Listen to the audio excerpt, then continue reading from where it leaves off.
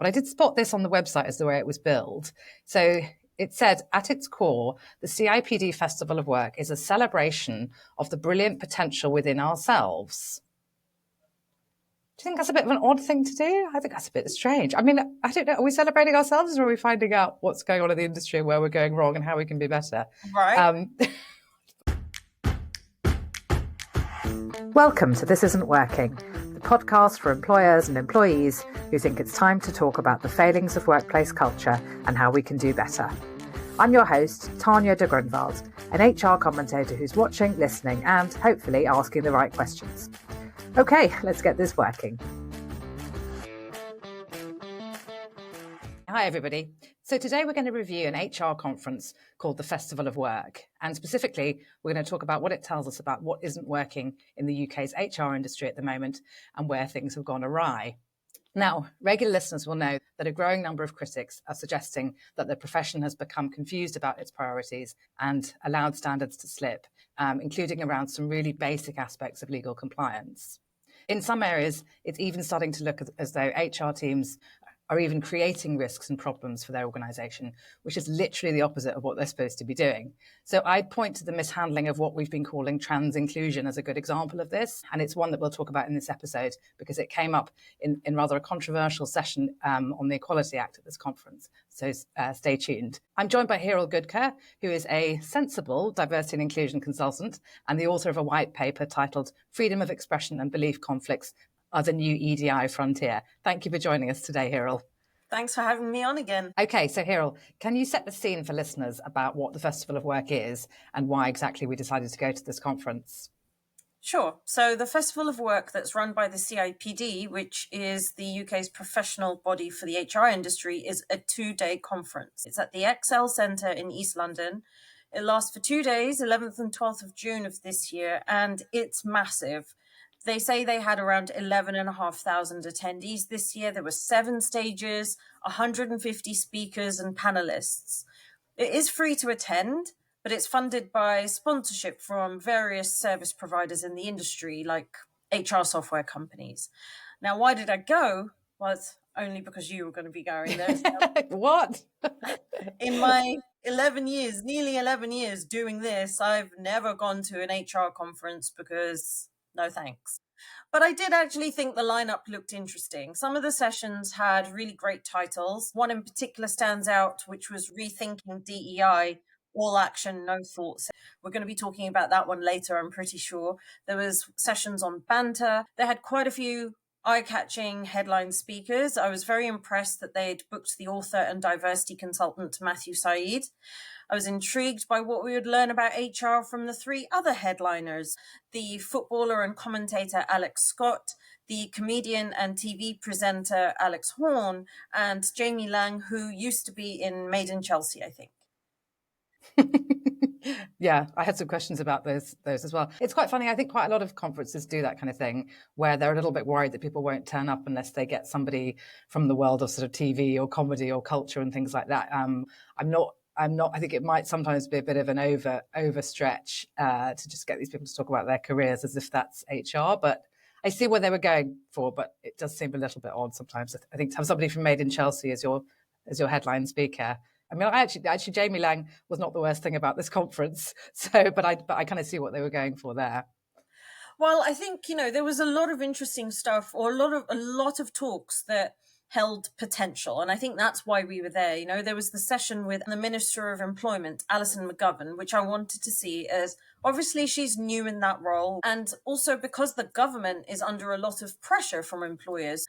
But I was also intrigued to see whether the conference would acknowledge the growing criticism that the UK's HR industry is facing, or would it end up being the elephant in the room? So what were you most intrigued to see, Tanya? I think probably like you, I was intrigued to see whether they were going to acknowledge the growing criticism of HR as an industry. So we know there was a couple of articles written in the mainstream press around December time. In particular, there was one by somebody called Pamela Dow, who wrote a piece in the New Statesman, which was pretty damning. She was asking some questions about whether HR was actually holding back the economy and whether it had got too big and whether it had sort of lost its way. I actually recorded an episode about that Levi Pay, if anybody's interested to hear more about that. More recently, there was a piece in The Telegraph in May by somebody called Annabelle Denham, who was questioning whether left-leaning women are taking certain industries, including HR, in a sort of direction that not everybody has agreed to, and having an outsized influence on sort of from the inside in a way that could even possibly be damaging to those organisations. So that was kind of a swipe, I think, at the industry as a whole. I was also interested to see what the organisers would identify as the burning issues that employers need help with, and whether they would map onto what I know HR directors are actually asking for. I was looking to see whether there'd be kind of acknowledgement that they understood that there was a need for more talk about legal compliance, managing restructures, preparing for looming legislative changes. And so I guess from the lineup of content, that might give us a clue about how HR sees its role going forward. Or perhaps it's just how the CIPD sees its role going forward, which might be two different things. So I was also looking for, like you, I have an interest in DEI or EDI. We still haven't decided which one we're calling it, have we? But I wanted to see whether there was any sign of any kind of recalibration around that, particularly given there's been an awful lot in the press. Obviously, Trump's not a fan of DEI, and that's having knock-on effects for UK organisations. So we know that lots of sort of left-leaning people are attracted to DEI and actually HR more broadly, who seem to be finding it quite difficult to sort of separate their own views from the work that they should be doing. So that seems to be an issue there.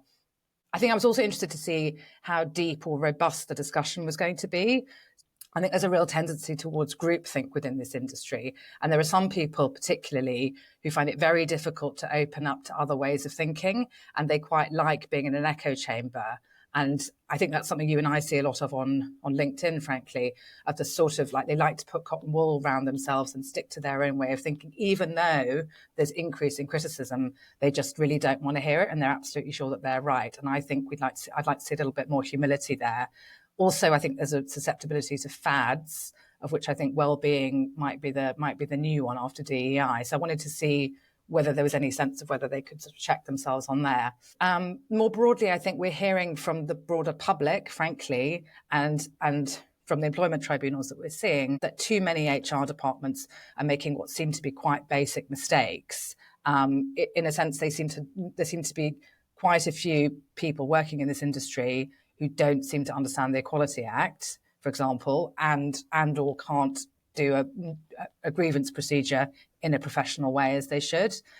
So they seem to be, from what we're hearing from some of the employment tribunals, and I know some of the most high profile ones are on what we've been calling trans inclusion and gender critical beliefs. It seems like very early on in the process, the HR people seem to be taking the side of the person that they personally agree with the most, who kind of shares their politics and their views. So something seems to have gone wrong there. And so I wondered whether this conference might give us a chance to find out why such basic mistakes are being made, just to shine a light on that, really. And then finally, I suppose, I mean, you and I agree that the Supreme Court ruling that sex means biological sex in the Equality Act is pretty big news. It's been the response to it has been frankly rather bizarre from some organisations, and there's a lot of confusion around that. So I wondered how the CIPD would present that. I know actually the CIPD has shown that they understand the significance of that ruling and that it is effective immediately. However, there still seems to be an awful lot of confusion within HR about whether it's clarified things or whether it's confused things. And I was hoping that the CIPD would be really clear with members and say, no, it has actually clarified this, and this is what you should be doing. You need to get moving on this immediately. So I was hoping for some real leadership around that. So let's talk about what this event is and why we thought it would give us such a good snapshot of the industry. I mean, it is a conference, but it's called the Festival of Work, and it's run by the Chartered Institute of Personnel Development, or CIPD. Can you just explain to the audience what role the CIPD is supposed to play in the UK's HR industry? Sure. So what is the CIPD supposed to do? The sort of thing you'd expect. It's supposed to keep HR professionals informed about latest industry developments and discourse, also to keep them informed of legislative changes, interesting employment tribunal results, that sort of thing. Its members pay an annual fee. They receive a monthly magazine called People Management Magazine, which is quite well read. They also publish policy guidance documents. co-created with employment lawyers so that employers don't have to spend money on their own lawyers. In theory, they can just adapt the CIPD guidance for their own organization. Now, crucially, the CIPD dominates the HR training market. In fact, many employers insist that applicants for their HR roles are CIPD qualified, and they have to pay an annual fee to be able to keep saying they hold their qualification. There are also regular webinars as well as regional branches for HR professionals to meet up locally in person. Now, to add to my answer as to why I was keen to go to this event, I've been working in EDI, DEI, pick your poison for nearly 11 years, but I haven't had much to do with the CIPD. It wasn't really on my radar. This year I was intrigued to go because the CIPD has been at the center of quite serious controversy, facing criticism from both HR professionals and outsiders, the press, members of the public, you name it. Yeah, it's definitely, I would say it's probably a troubled organisation. I think to give it some credit, some people think that it does some stuff well. We'll try and be balanced, but I think there's criticism coming from within the HR industry as well. So, for example, lots of people feel that they don't like that fee model where they have to keep paying this annual membership fee in order to be able to keep using their CIPD qualification. Because once you get your A levels, you don't keep paying the A levels company forever to say that you've got your A levels. So something about that seems to feel a little bit borderline coercive for some people. And there's been some questions around standards of training as well, and whether some of the big contracts that they've got with government departments are really delivering value for money, particularly when the taxpayer is picking up the bill. So I guess there's just some questions about kind of quality control around that.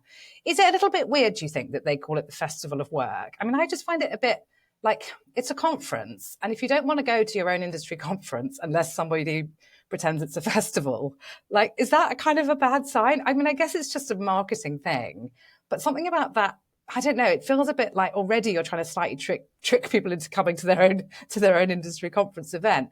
Conferences are conferences. If the people attending them are going to be putting down their attendance there as continued professional development hours, then you shouldn't need to pretend it's a party. Yeah, there's something slightly odd about that. Let's give them the benefit of the doubt, but I did spot this on the website as the way it was billed. So it said, at its core, the CIPD Festival of Work is a celebration of the brilliant potential within ourselves. Do you think that's a bit of an odd thing to do? I think that's a bit strange. I mean, I don't know. Are we celebrating ourselves, or are we finding out what's going on in the industry and where we're going wrong and how we can be better? Right. But anyway, I mean, it continues with the usual sort of stuff you'd expect, delivered by the CIPD to help organisations and their people build better working lives by breaking down silos, empowering the people professionals to communicate, influence and collaborate internally by sharing know-how, working together, enabled by technology. Organisations can truly benefit their people, improve productivity and help society prosper. So I guess, I mean, they know that they've been criticised a lot, including on this channel by various guests that we've had as well. But I didn't expect them to tackle explicitly whether the CIPD is part of the problems that some of parts of the HR industry have got. I guess they're never going to say, oops, sorry, we might be part of some of the problems here. But I did wonder if the content or sponsors might reflect any sort of acknowledgement of the mistakes that they've made. So, for example, would there be a strong emphasis on the law if they know that they've gone a bit wrong in those departments? Would there be a recalibration around DEI, given that that's under pressure as well and people are asking for more evidence-based work? Would there also be pulling back on well-being? Because I think the well-being stuff sits a bit awkwardly when actually they're also managing restructures. And more broadly around DEI, will they show an understanding that why a lot of people have started to feel alienated and resentful about DEI, particularly the way that it's been executed? And would they concede that any of that criticism was legitimate or not? Okay, let's move on to what the conference was actually like. So we schlepped all the way to London Docklands for a 9:15 kickoff. You were not impressed with me at that point. We both had our coffee. What were your first impressions of the conference when we arrived? So we came out of Custom House Station on the Lizzie line and we were surrounded by sponsor advertising everywhere, mainly of HR software companies. It was just the entire walkway was covered with the advertisements. It looked glossy, right? Big budget, definitely professionally put together, apparently by a third-party company called Haymarket. And there was a live band at the entrance to the exhibition hall that was, to be honest, perfect for a circus or a summer evening on the South Bank of London. It was a little bit weird to see it outside the Festival of Work. Inside, it was one huge area on the ground floor divided into loads of different zones. And there were 7 stages where speaker events were going to be happening throughout the day on both days. There was colourful branded backdrops to encourage people to take photos for social media, coffee areas, sponsor stands and activities. There was a puppy petting station as well that was very popular. Oh, and we did also find a legal advice centre, although when we were there, it looked pretty dead. Did you say a legal advice centre or illegal advice centre? Well, who knows? Okay. So in terms of like what worked, I know we're all about what isn't working on this podcast, but to be fair, what did work was that they did seem to manage to attract an awful lot of people. It did seem very busy. It did seem bustling and buzzy. I was quite impressed by the turnout and the energy. There was genuine excitement, which I probably wasn't expecting, if I'm honest. We should probably also mention that it was about 90% women, wasn't it? I would say at least maybe 95. It was a lot of women. It was a lot of maxi dresses and trainers. It was definitely that crowd. But they were all kind of enthusiastic about meeting up. I felt like there were a lot of kind of wheelie suitcases. Like a lot of people had sort of come from far and wide and were maybe staying at the Ibis overnight, or had, just caught a train down in the morning. I think a lot of people were either meeting up with old colleagues or kind of had come with a colleague, and it had a sort of slight kind of day out vibe to it, I think, in a way. Why do you think there was such a big turnout? I mean, it was free to attend. I wouldn't have gone if it wasn't free to attend. This is important, right? It's becoming more and more common with huge conferences these days. They make their money from sponsorship, not from ticket sales to attendees. And I think we should come back to that. It's quite important because I think it could have had a big impact on the content that was being put forward to everybody in a way that isn't 100% positive. What do you think was, who do you think was there? It was quite hard to say, wasn't it? Because they didn't have a roving mic. So it was quite difficult to know in terms of questions from the audience who was there. I kind of got a sense, I mean, there are a few people who I saw who were obviously speakers. There was somebody from Microsoft, there was somebody from Oxfam. There were some quite good brands, but I think they were probably speakers. I did ask around to see if people that I knew in my network were going. And most said, oh my God, no, I'd never go. Basically, the content isn't that brilliant. So, and I think the complaint was that the content is usually, because the stages are all sponsored by brands who are trying to sell you something, that the content, that the standard of the content really is what takes a hit.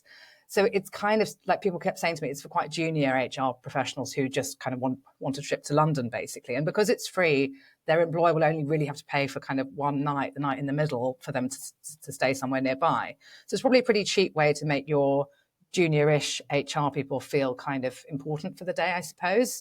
And there were some other people who I knew who were going, who were more senior, but they said, oh, I'm just going to go and check out some of the suppliers, see if I haven't missed anything. I need to keep up to date with what's new.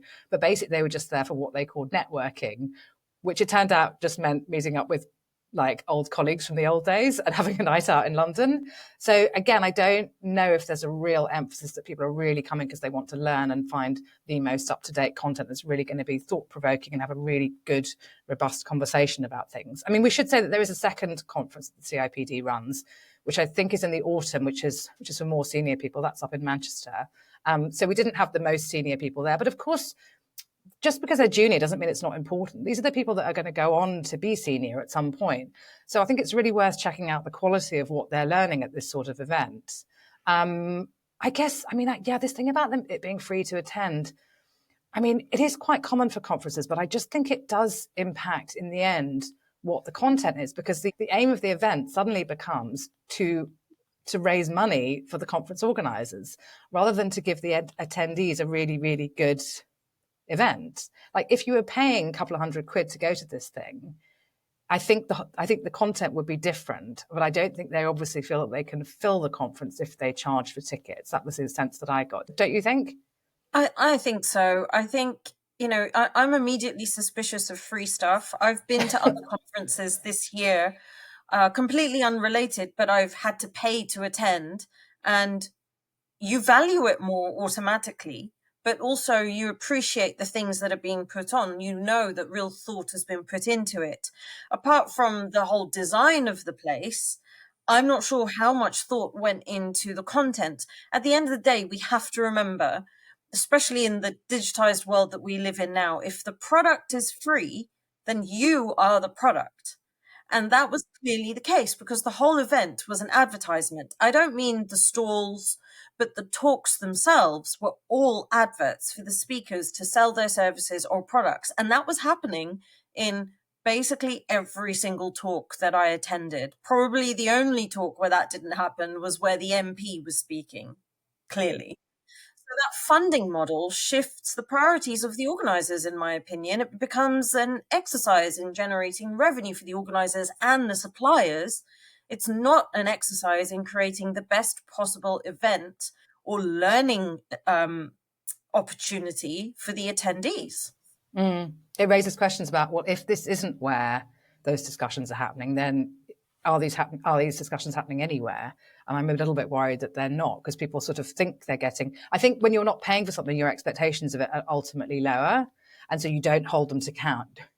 You don't say, hang on a minute, I paid 400 quid for that ticket and I'm not sure I got really that much from it. So I think there's an accountability thing, but it's a little bit smoke and mirrors, because as you say, it does look very glossy. It does feel like you're getting quality, but it's only if you're really paying attention and thinking, how could this be better? And being quite critical of it, as we were sort of set up to be when we arrived, that you're going to think, I'm not sure that was really as good as it needed to be. So let's move on to talk about the content itself. I guess we're looking at, we could do a whole episode just kind of slagging off the event, but I'm not sure if that's particularly, it'd be fun, but I don't think it's that valuable. I think the point of this episode really is, what does the content of this event tell us about the state of the UK's HR industry? Like, has it got its priorities straight? Can you just tell us the names of all the stages? So there were 7 stages. There was one really big one, the main one, which was, would you say 500 or so people? And then a small, and then 6 smaller ones. Do you have the list of them there? I do. So the main stage was called the Workplace Transformation Stage. Then we had Wellbeing, Diversity, Equity and Inclusion, Employee Experience, Employee Engagement, Leadership and Management, Learning and Development. I kind of immediately thought, for me, what was missing was there was nothing on employment law. There should be a legal stage, and there isn't one. And there seemed to be like employee experience, employee engagement, and then a whole stage for well-being. Don't forget, this is a 2-day event. So, and there are sort of, the sessions on these are half an hour to 45 minutes or so. So it's actually a lot of sessions. Do you really need, how many sessions were there on well-being? Like 15, maybe 60, like something like that. A lot. Did we really need that? And nothing, and no specific stage. There were a few things on the law, but should there have been a specific stage for the law? There was also a lot of duplication. There were around 3 or 4 separate sessions on neurodiversity. I don't understand why 3 or 4 separate sessions run by different people, different organizations, would be needed on one topic. Yeah. So I asked around some of my contacts about what they thought of those 7 stages, and whether the CIPD had got that balance right. And one of the people I spoke to said that this list strikes me as the very fluffy end of HR, particularly the employee experience and engagement, wellbeing, and DEI. And this person said that they agree that there should be a whole stage on employment law, particularly around the new Employment Rights Bill, and what's likely in the next few years, including industrial relations. Also more on reward, so what's likely to happen with national minimum wage and employment taxes, how a business is navigating pay differentials given significant minimum wage rises in recent years. Then they would have liked to see something on skills and capability. What are workforce trends? What's likely to happen with immigration and skills visas?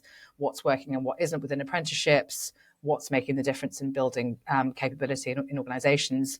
Then probably a stage on tech. What's possible now with HR workforce systems?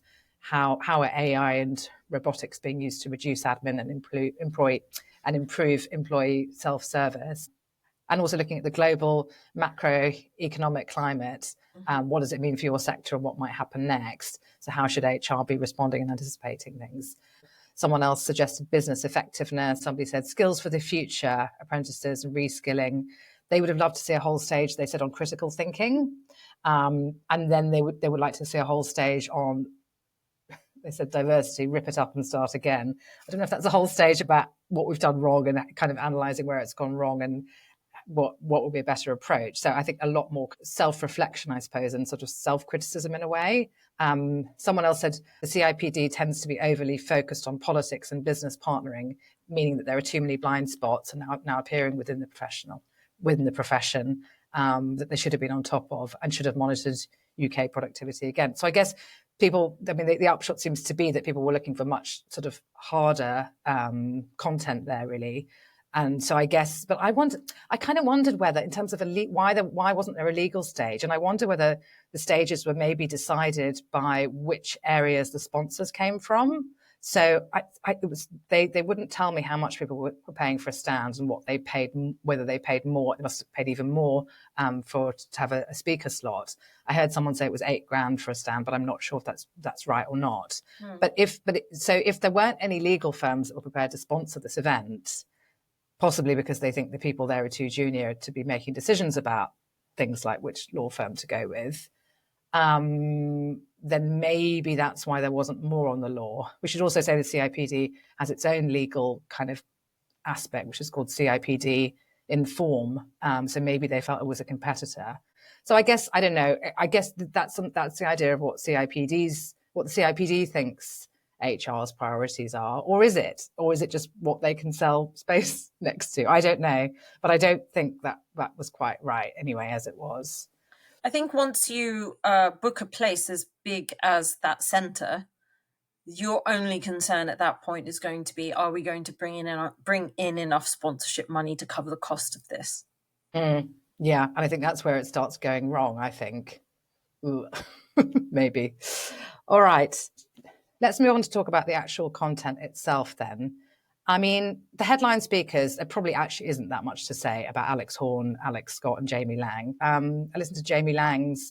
Actually, to be honest, I thought he was quite good. He's actually very engaging. I wasn't bored. He's quite funny. But he was basically talking about his own business. So he was there to sort of, I'm sure he got a decent fee for it, but he was there to promote his own business. He did half an hour talking about his confectionery company. I think for that broad HR junior market, he probably is the right guy. I just think he was at the wrong conference. He should have been at a startup conference, frankly, talking about how he got his company going and, all that sort of stuff. Matthew Saeed, I thought, was a better booking. I just don't think he pitched it terribly well. I think he assumed an awful lot of prior knowledge.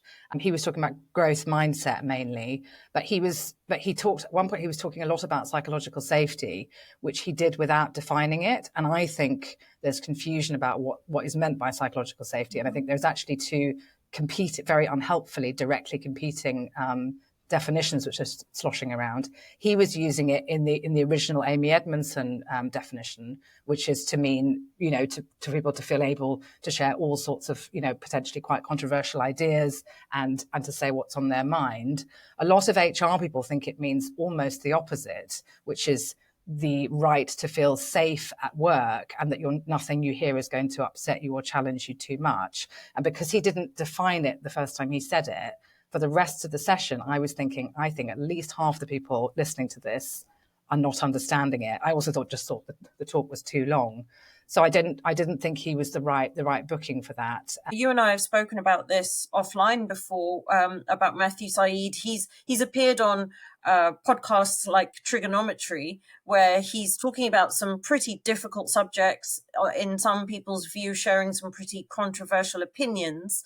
how likely is it that the audience are going to know anything about that? Do they actually know who Matthew Said is? It was a weird audience for him to put himself in front of. So I'm not sure he really knew who the audience was, but I don't think they know who he is either. He spoke about things, he sold his products.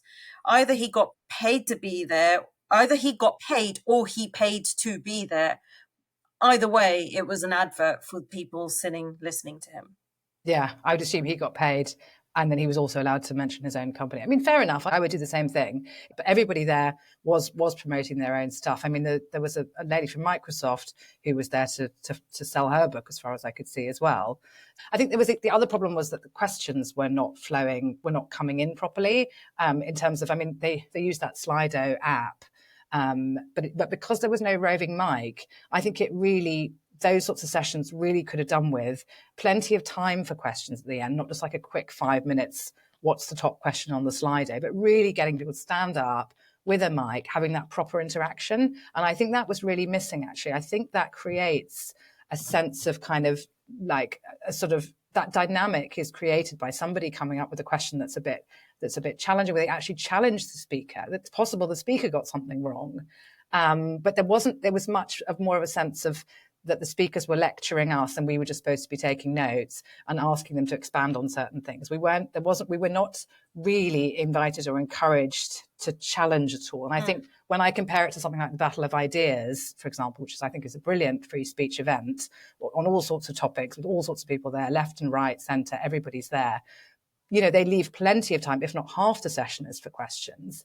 And it's for people to ask really challenging stuff. And God, how much better of experience do you come away with? And you know who's around you as well. You know who the audience are. There's more to talk about. There's kind of more buzz. It felt a bit to me like the CIPD doesn't really trust its audience. And we must be sort of managed. We must be managed by an app. We're not even allowed to speak. So it's this very passive sort of experience. Did you feel that way?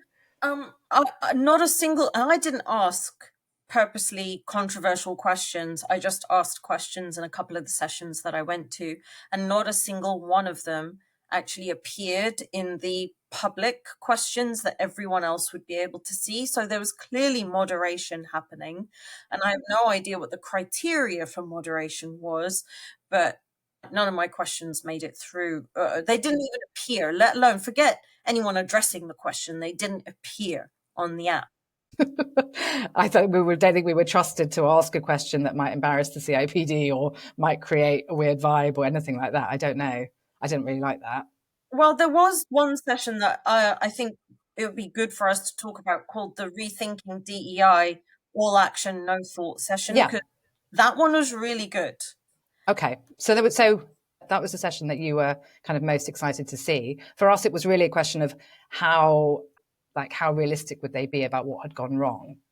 Mm-hmm. And I think they did a really good job. Okay.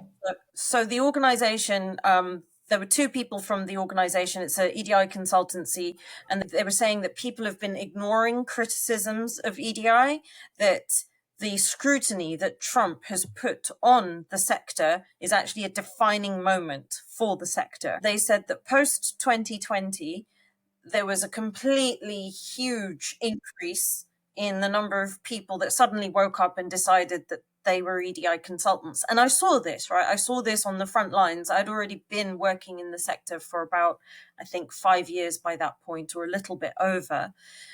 And one of the things they said about this was we suddenly had a whole load of people coming in to in-house jobs, which led to a replication of common practice, not best practice. So they were just looking around saying, okay, what is everyone else doing? Okay, that means we can do it over here without any critical thought around, does it work? Is it going to give us the outcomes we're looking for? What actually are the outcomes that we're looking for? Or are we just reacting to what society happens to be saying about any given tricky moment or very fraught moment? Or are we just reacting to what our colleagues and employees are saying? So that was point number one. And the second point that they made was a very specific point on menopause training. And they said, so menopause training has gone through the roof in the last 4 or 5 years. And they said that from their data, from the conversations they've been having with clients and with people, that it's having the impact of actually pathologizing women for a natural process that we go through, and that it's leading to a type of benevolent sexism where employers think that, oh, we're doing the right thing by supporting women, but actually what happens is those women end up being viewed differently and perhaps less favorably as a result of all of these trainings that are occurring, and perhaps we're doing more harm than good. And they said if we're going to redress the balance, we need to actually also look at andropause for men. And this is something I wrote about in my paper that you mentioned right at the beginning, that andropause for men is also a condition that not all men experience. Not all men have debilitating symptoms, just like not all women have debilitating menopausal symptoms. But for those that do, it could end up being classed as a disability, but no one knows about it. Just to respond to that, I'm sure there'll be people listening who are thinking, actually, we shouldn't be talking about either of these things in the workplace.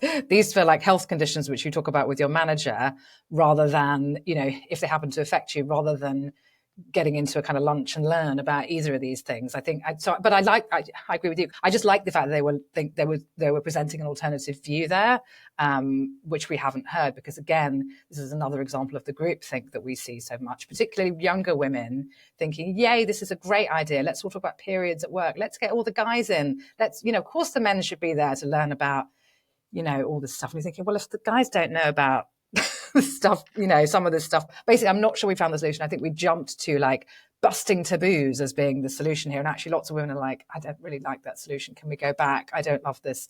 Some women love this stuff. Some women don't love this stuff. But I agree. It was good to hear a little bit of discussion. The third main point that they raised was, in any given job, and they use this as an example, if you needed to hire a finance director to deal with your accounts and the accounts team, you wouldn't hire someone that has a passion for numbers.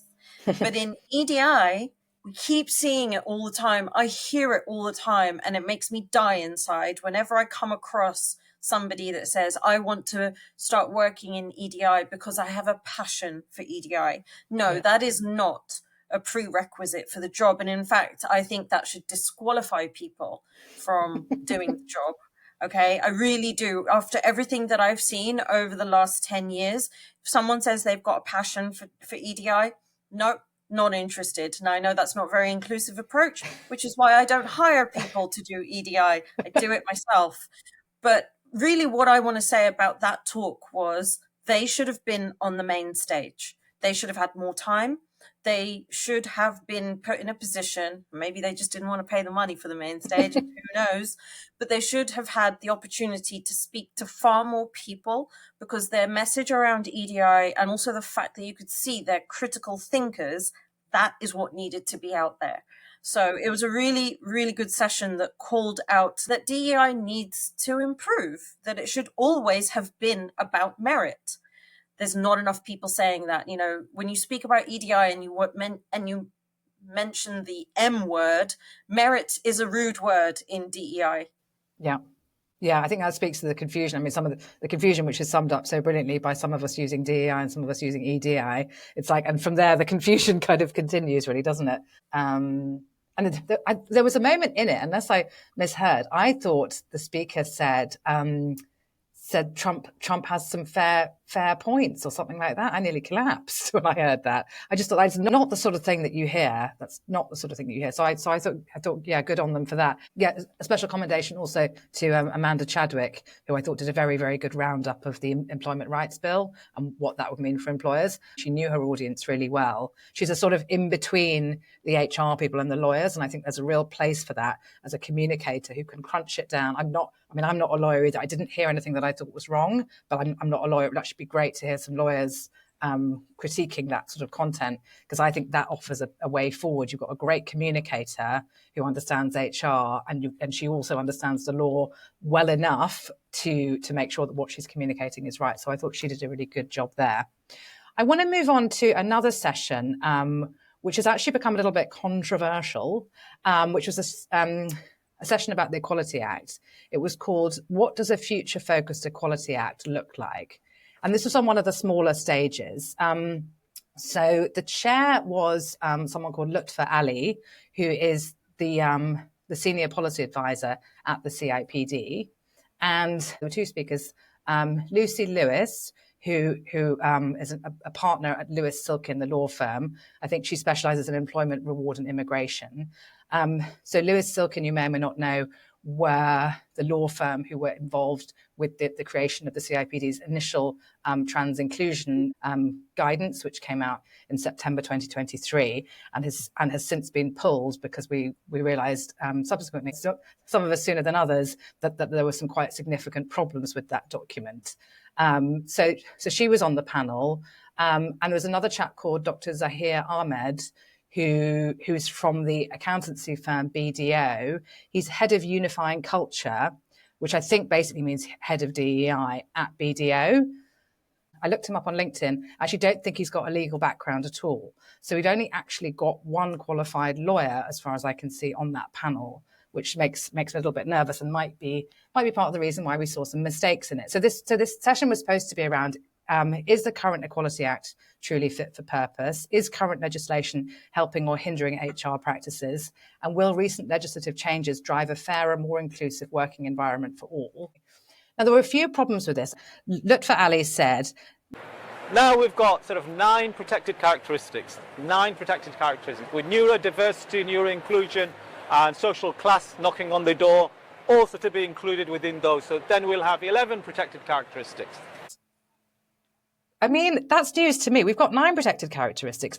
People do talk about whether we need more, but that's certainly not about to happen as far as I can see. So already that kind of made me think, what? And then he called it the Equalities Act all the way through, when we know it's the Equality Act, which also did not fill me with confidence. And then the other thing was that they implied that the Supreme Court ruling causes confusion rather than that it's created clarity, which is extremely unhelpful when actually it seems pretty obvious that it has created clarity. It's just not the sort of clarity that lots of people in HR wanted. It's not the news that they wanted. We're seeing that played out in front of our reports of the Supreme Court judgment around the definition of sex, leading to trans inclusion rights potentially being eroded. So potentially there's a conflict there. Historically, we had the conflict between LGBT rights and religious faith-based rights. That doesn't seem to be so much in the sort of media domain at the moment. So on this topic of conflict between the rights of one group and another group in the workplace, how can the legislation change or adapt and improve? And what's your advice to colleagues as well as to how they manage in between where we're at in terms of this, not having the clarity from legislative perspectives? Although, the legislators probably argue that we have given you clarity through the Supreme Court judgment. So my understanding is that the Supreme Court ruling is extremely clear, and it's very clear what employers need to do, and it's very clear that means now, not tomorrow. It means right now. It actually means from the 16th of April. So they really shouldn't be hanging around here, and it's very unhelpful for any mixed messages to be sloshing around from people who are supposed to be credible within this space. And Zahir said at one point... There's still, I would say, from a practical element, we still don't have clarity, not to an extent that tells us what the day-to-day practical impacts or changes we need to make.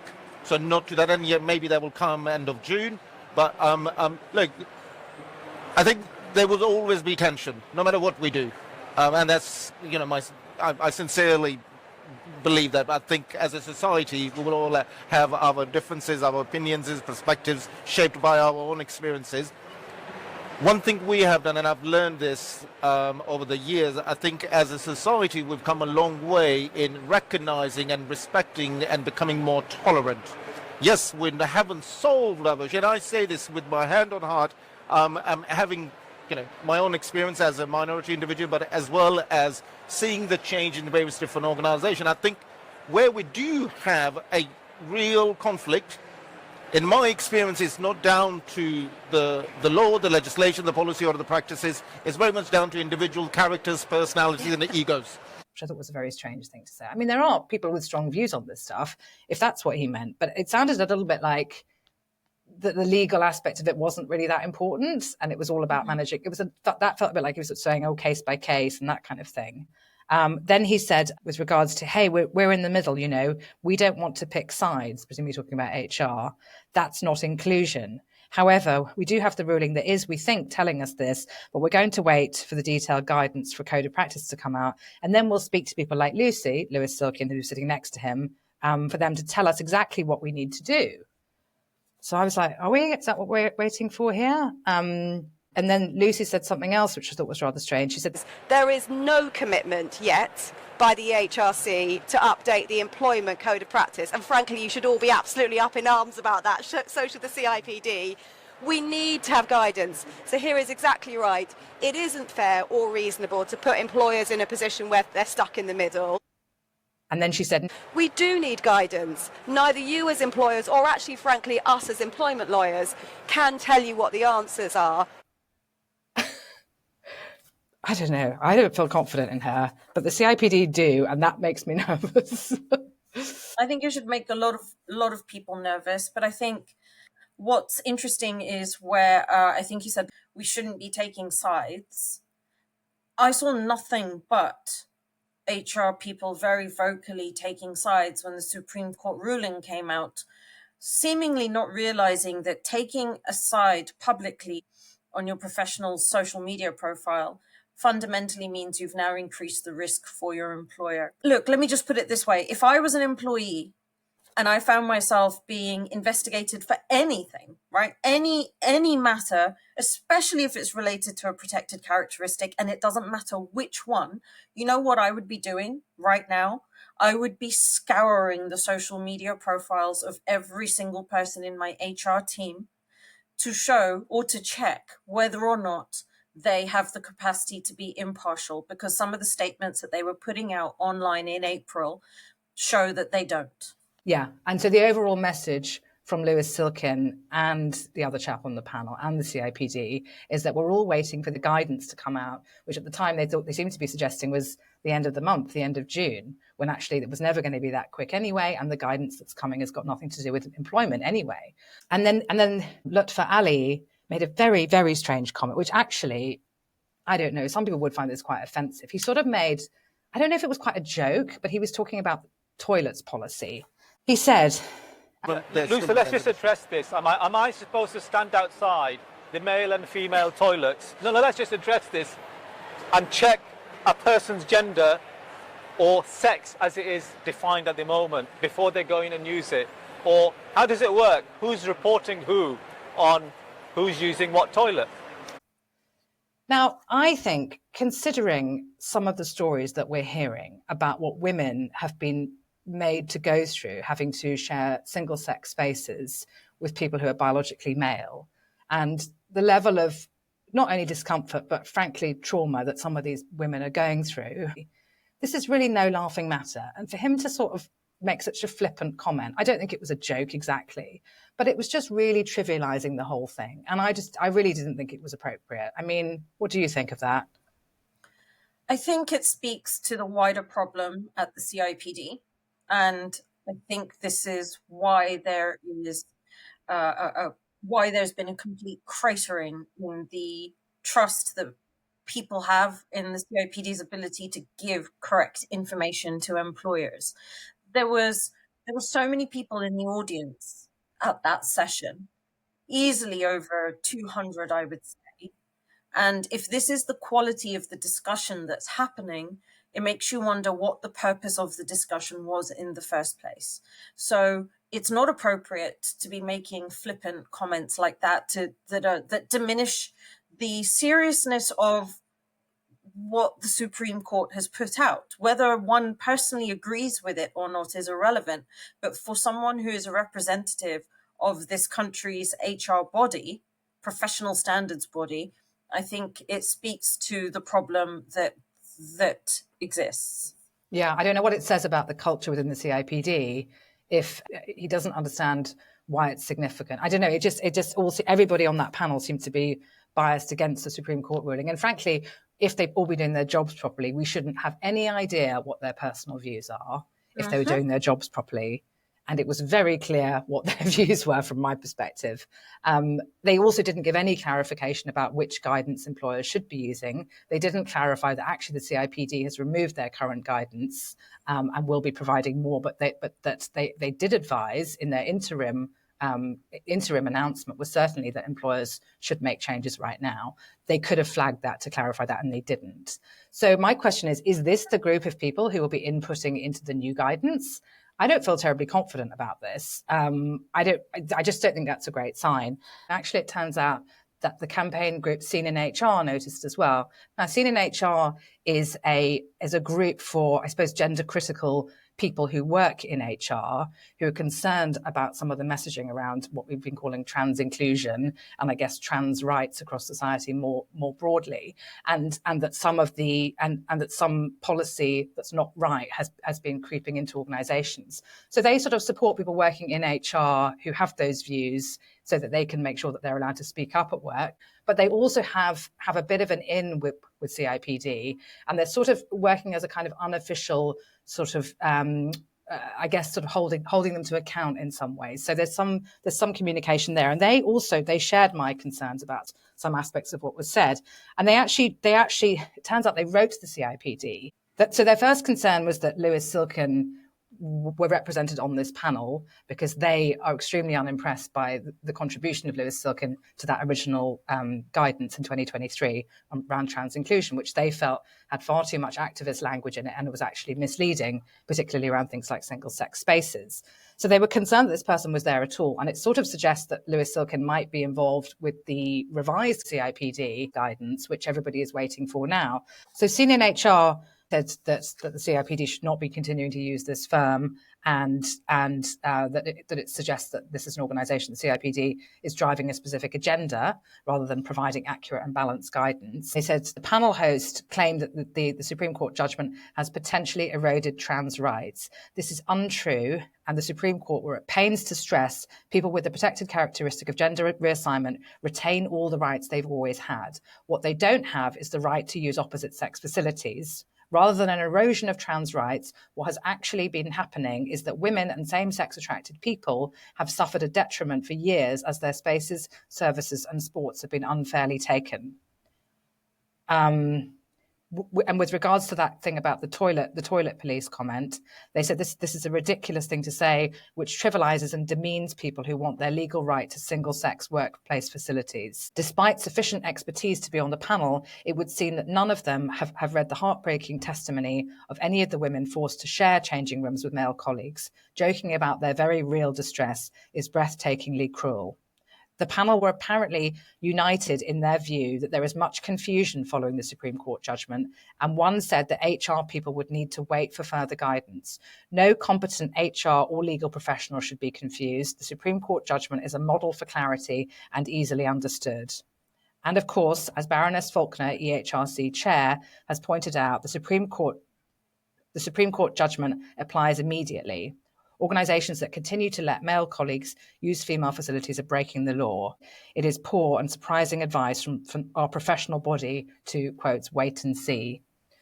So they were pretty unimpressed. It looks like, we watched the video before it was taken down, but the video has now been taken down. But as you say, even those smaller stages, I reckon had 200 people listening, and all the seats were taken in pretty much all of the sessions. I'd be surprised if that one wasn't full. So it really raises questions about kind of quality control there. Okay, they've taken it down now, but how did that happen? It's not a great sign. Okay, so let's move on from the kind of hard law stuff. There were some more lighthearted sessions, weren't there? There was one that you went to that you thought you were going to love, but you didn't. Is that right? If I'd had a table in front of me, I would have flipped it up in disgust. Okay, so let me tell you about this session. I think you were sitting behind me watching the steam coming off the top of my head. The session was on banter, and this is actually a really important topic for HR teams. The number of tribunals that end up occurring where it was just a bit of banter is used as a defense, and then, the person ends up losing, and that's bad news for any employers. It was an important session because banter and microaggressions can cause so many issues. And if you don't deal with them properly, you end up with grievances and then you end up at tribunals. Again, this was another packed out session. Fully every single seat was taken, bums on all the seats. We're all sitting there listening. Now, this session started and it took around 19 minutes out of a 35 minute long session before banter was even mentioned. What was happening in those first 19 minutes was the facilitator basically running a kids' party, asking people questions, throwing sweets into the crowd. I really was about to lose the plot, because this is an important subject. It's a serious subject, because employers keep getting it wrong. Colleagues should have good banter between them, because it makes the workplace a real workplace where we build connections. But we also need to be able to handle those situations where maybe banter starts stepping over someone's line and maybe people start making inappropriate comments towards each other. How do you handle those sorts of situations so that you don't end up at a tribunal? The kind of things that I cover in my sessions with my clients. That's why I was there. I wanted to see, what is this effectively competitor going to be talking about? And I nearly left. I nearly left the session before it was finished. The only reason I stayed through to the end was to see if there were going to be even one or two nuggets coming from it. And no, there weren't. It was 19 minutes of a kids' party of sweets and chocolates being thrown at the audience. And then the session wrapped up with, oh, and if you want to know more about how we actually help you with this, go look at our website and go take a look at our stand. So I kind of just wanted to underscore that, because whilst there were a couple of good sessions that we attended between us, it was this sort of thing that was my problem with the event. What I found most disheartening was how the audience was lapping up the kids' party element. Yeah. I mean, there's sort of light, and then there's lightweight. And I think I agree with you. I wasn't listening quite as closely as you were, but I thought it seemed extremely lightweight. To the point where I don't know really what the value was. I mean, I get that, it was kind of late in the day. I think she was work with everyone, was really a bit sluggish and wanted to go to the pub by then. So I get that you need to spend a few minutes kind of warming everyone up a little bit, but then you've got to get to the thing. And I think she never really got to anything that was particularly, useful, valuable in my view. I mean, she made me want to go to the pub. But we did go to the pub. And we did go to the pub. Okay, let's wrap up by talking about what we think this event tells us about what's wrong with the industry at the moment. And we should also have said earlier, sorry guys, we should have said there's plenty that's right with this industry. I'm sorry, we just, this podcast called This Isn't Working, so we're focusing what isn't right. But yeah, so in terms of what it actually tells us about what's wrong, I think what we've revealed, and from this discussion today also, is confusion about, there's a sort of identity crisis, I think, that HR is having, but it doesn't even know that it's having it. There's a confusion about what the priority is here. Are we trying to be great employers so that everyone loves us with all this DEI stuff, all this well-being stuff? But then there's also some real nuts and bolts stuff, which seems to be kind of thrown in the mix as well, the legal stuff, but not enough of it. Mm-hmm. I mean, I don't know how the well-being stuff fits that well with the sort of mood and the economy at the moment, in that lots of these organizations will need to be making redundancies. So restructures are really stressful for everybody. And I feel a bit like, if we're talking about it sat really awkwardly for me having conversations about making everyone feel special and cherished at work and bring your whole self to work and psychological safety, their definition of it meaning cotton wool. And then suddenly like, oh, sorry guys, your name's on a list, you might be made redundant. I just don't really know how that fits together. And I'm not surprised. I see a lot of posts on LinkedIn at the moment about HR, people really struggling with their dual role of being like a champion of their employees and also working for the organization. And they can't seem to hold these two things in their heads at the same time. There's a sort of constant, somebody called it an impossible balance I saw today.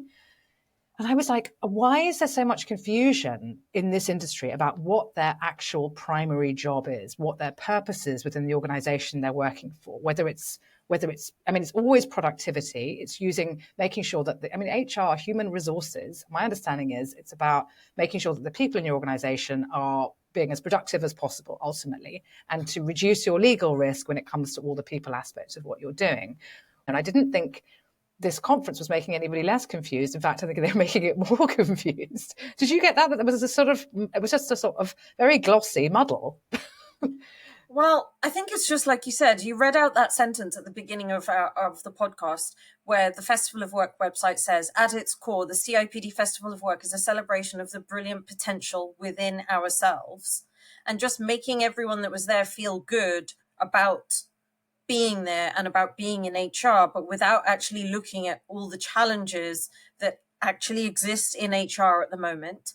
Not least of which I think many of them are caused by the CIPD itself, because when I look at other professional standards organizations, and I've been part of others before in my previous career, those organizations are very clear about what's expected of their members and what you shouldn't be doing, what you should be doing, what is your role within your employer organizations. And what I'm seeing is a whole host of HR professionals that are utterly confused about what they're doing. Their employers are confused about what their HR people are meant to be doing because they're asking too much of them in a lot of cases.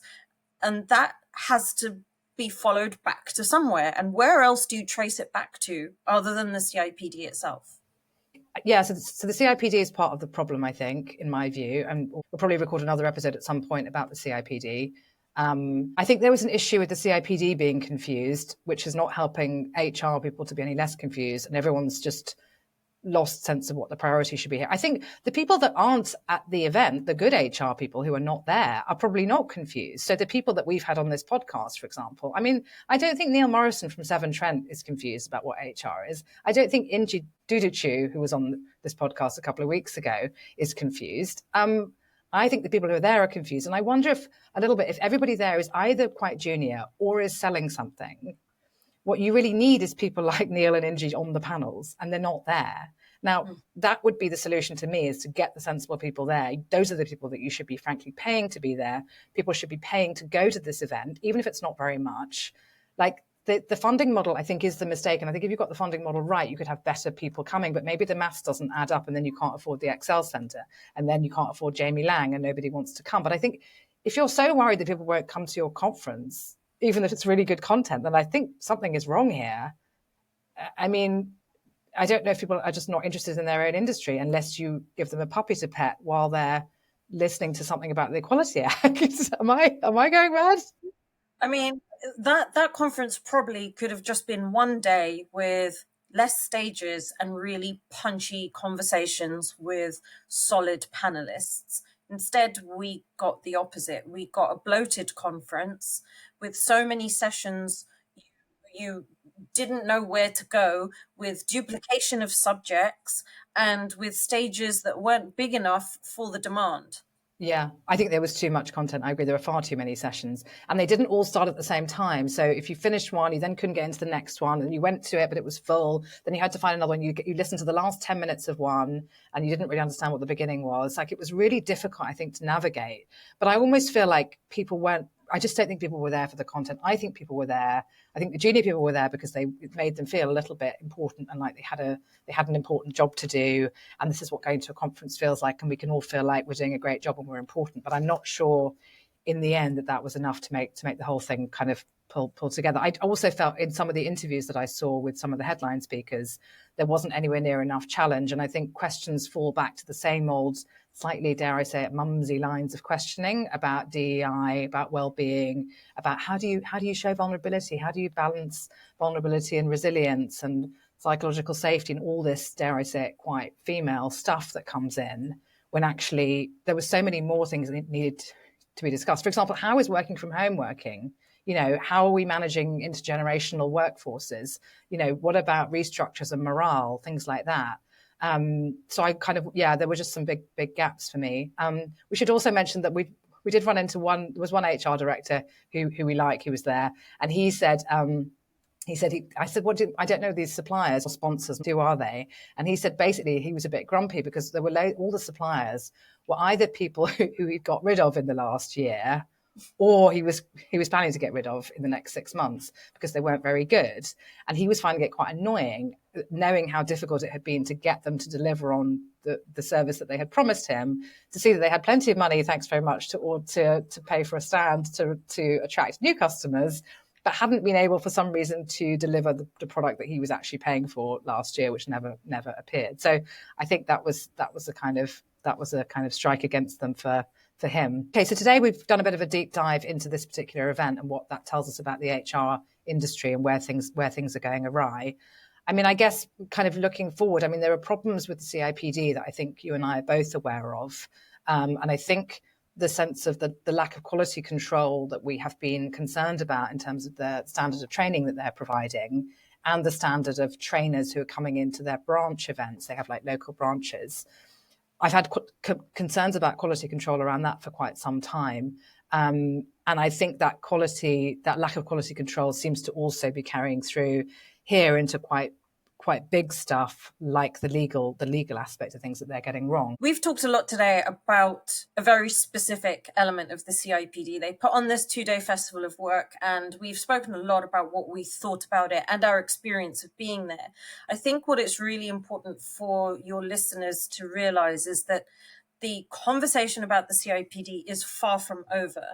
There's things that have been happening. There's conversations that we've had. There's stories that you've written, Tanya, that you're going to be expanding on. There's conversations we had while we were there with people from the CIPD about the standards within the CIPD and the levels of professionalism amongst its members, which I think the CIPD is responsible for, right? I'm not putting any blame on the members. The blame has to, if there is any blame, it has to fall squarely at the feet of the professional standards body. And the story just doesn't end there. I think one of the things that strikes me as being as what's wrong fundamentally with the profession is the fact that scene in HR exists. For those of you who are listening, you know that there are several scene groups that span many, many different sectors. And that is unfortunate. It is what it is. But for there to be a scene in HR, that is a damning indictment of the entire profession as a whole. So the story about the CIPD isn't over, and I think it hasn't even finished developing. So whoever you get on next to carry that story on, I think the listeners need to keep listening because it's not over yet. And there's a lot more discussion to be had about this subject. Okay, well, I hope today we've given people some things to think about, whether you're listening, whether you're from an HR background, a DEI background, just a general business background, public sector, private sector. Lots of people actually listen to this podcast who have nothing to do with HR and just like, what the hell is going on in HR? Why are they getting really basic stuff wrong? So I think we have got some answers actually from this festival that we went to. Was it a conference? I mean, even the event was having an identity crisis. No wonder HR doesn't know what it's up to. But yeah, anyway, listen, thank you so much for joining me today. I really appreciate your insights. Thank you, Tanya. And just one last thought for everyone. Is it even a festival if there's no tents? It's true.